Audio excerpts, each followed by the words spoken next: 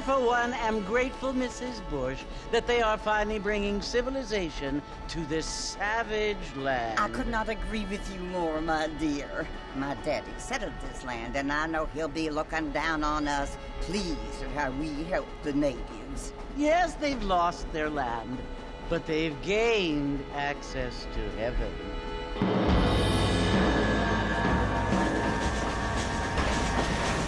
But Father, do you mean unless an innocent receives communion, they're destined to go to hell?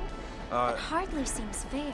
What I mean to say, Jenny, is that there is a great deal of difference between an innocent and a savage. I never thought of it that way. Yes, they lived like animals, but they're happier now.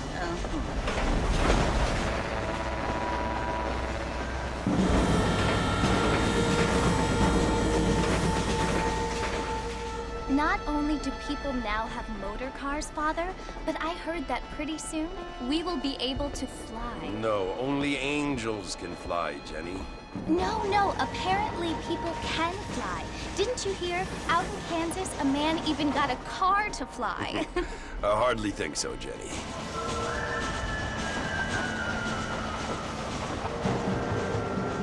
Apparently, Mr. Johns wants to run for governor, which is why he's so concerned with cleaning up the state. Nate Johns. Yes. His family is nothing but hillbilly trash that came here after the war. I don't want to be judgmental, but this state should not be ruled by such a disgusting family. A family without class. Apparently. The Johns family have made a lot of money, and he has a lot of friends in politics. Mrs. Bush, money isn't everything. There are many things that money cannot buy. It seems that money can buy voters, though.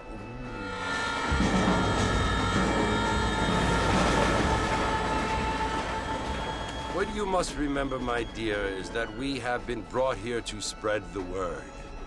And the word and civilization, they are the same thing. They are the gifts.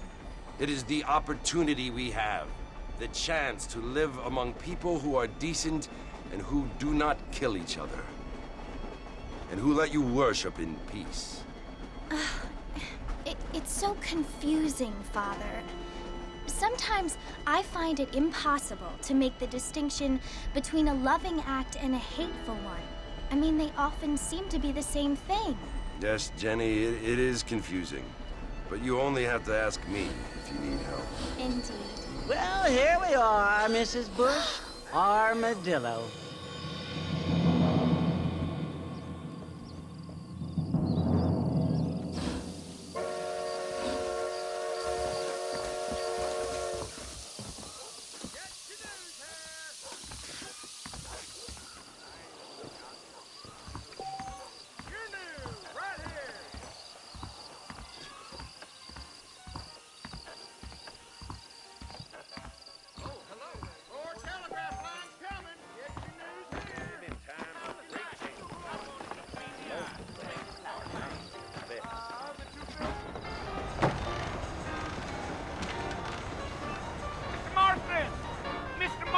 Over here!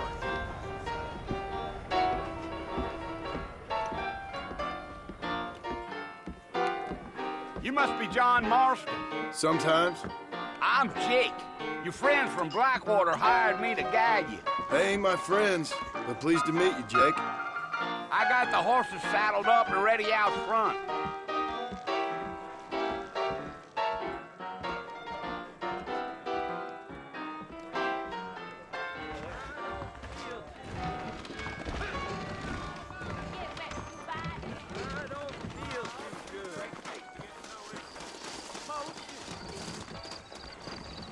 All righty, Mr. Marston, let's get it.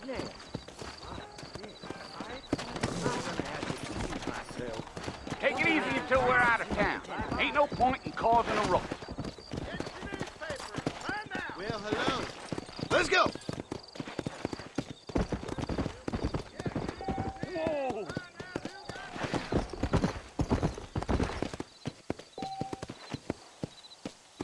Easy.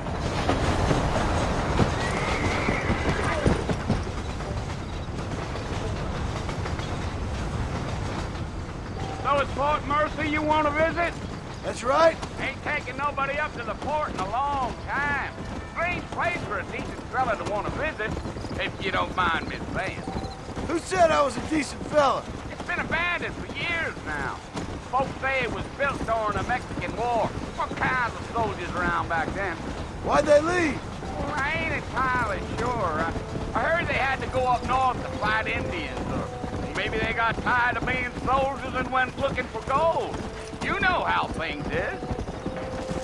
So what are you doing up at the fort? I'm looking for an old friend. Well, like I said, you ain't gonna find many folk around those parts these days. Those you do find are about as sociable as most rated back to you.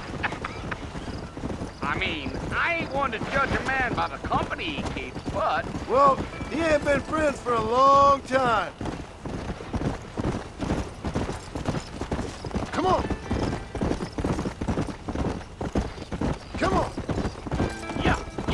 Are you planning on spending any time in Armadillo, Mr. Marston? I doubt it. I ain't planning on staying very long. Well, if you're fixing for some female company, you can do a lot worse than Armadillo. Fine as cream gravy they are. Not like Thieves Landing. Dang, those girls ain't even fit for a drinking man to hold up with. I'm a married man, I'm afraid. Ain't we all?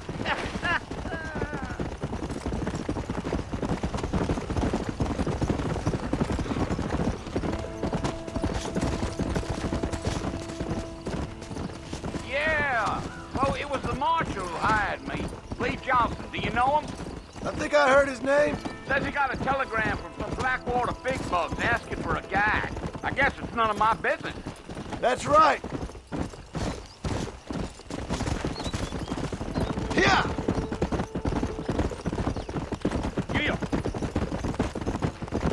You ain't very talkative, are you? Nope. I'm just chewing the dog, mister. It's how I am. I don't mean nothing by it. Trust me. There's things you better off not knowing. Come on. I'll tell you, Mr. Marston, those coyotes eat better than I do. Almost there, Mr. Marston. Just over this hill. Oh, no. Yeah.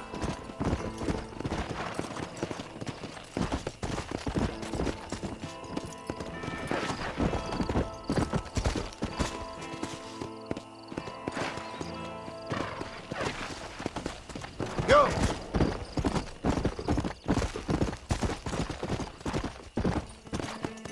Deal.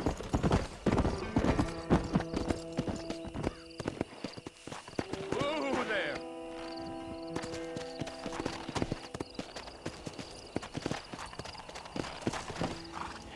Listen, mister. This here is what's left of Fort Mercer. Some gang rode in and took the place over.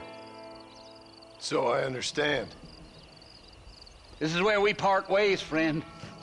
You have yourself a good time.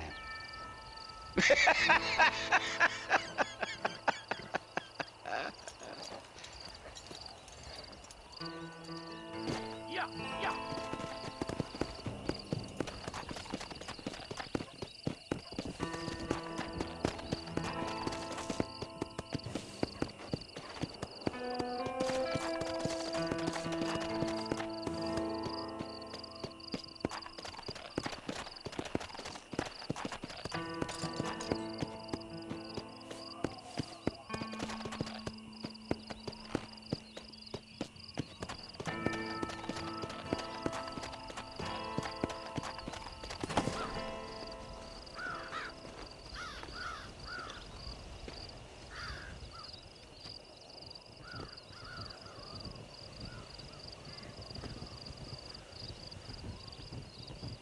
Bill!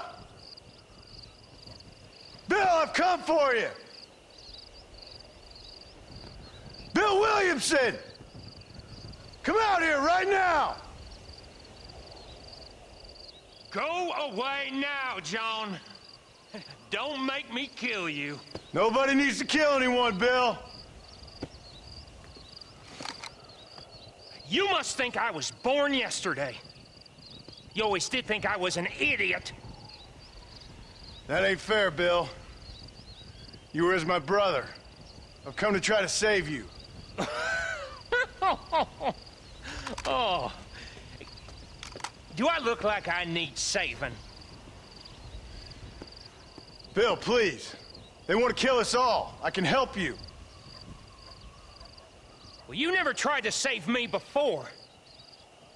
You only seemed to save yourself. Bill, I implore you think about this.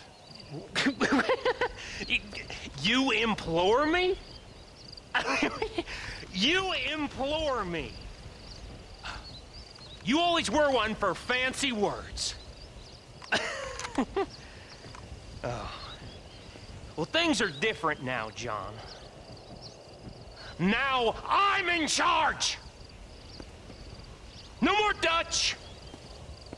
And no more you. Implores. I implores you to go back and tell them to send someone just a little bit more impressive next time. Well? Oh. Poor John.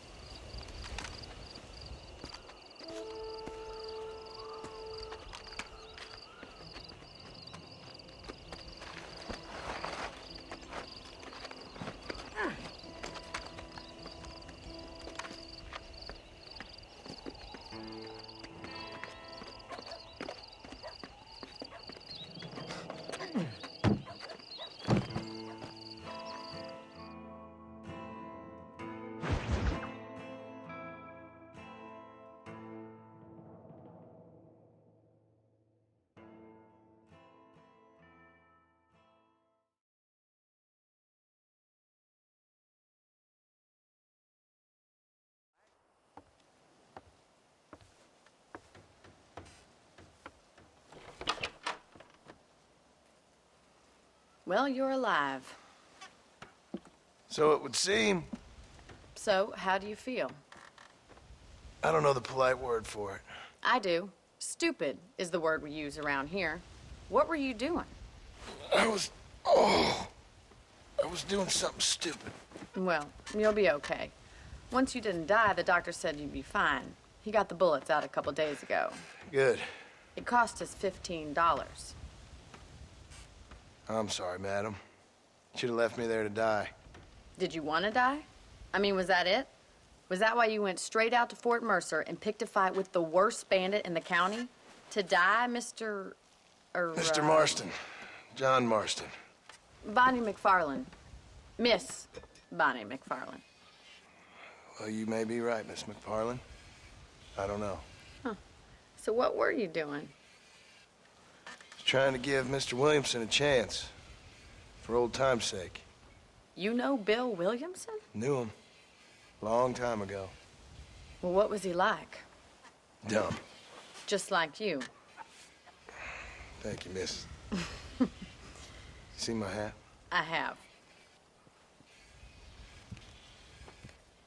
And, what will you do now? Now I'm gonna take my time and go after him the less kind way. Well, that sounds very fun, Mr. Marston. Quite heroic, just like in those penny dreadfuls my brother used to read. Meanwhile, if you'll excuse me, I've got a ranch to run. Of course, if you're feeling better, why not take a ride with me later? Help me patrol the perimeter. You can earn back some of that money we wasted on doctor's bills. Of course. And thank you for saving my life, I mean. Next time, Mr. Marston, I strongly recommend you don't try to lose it quite so earnestly. I'll bear that in mind.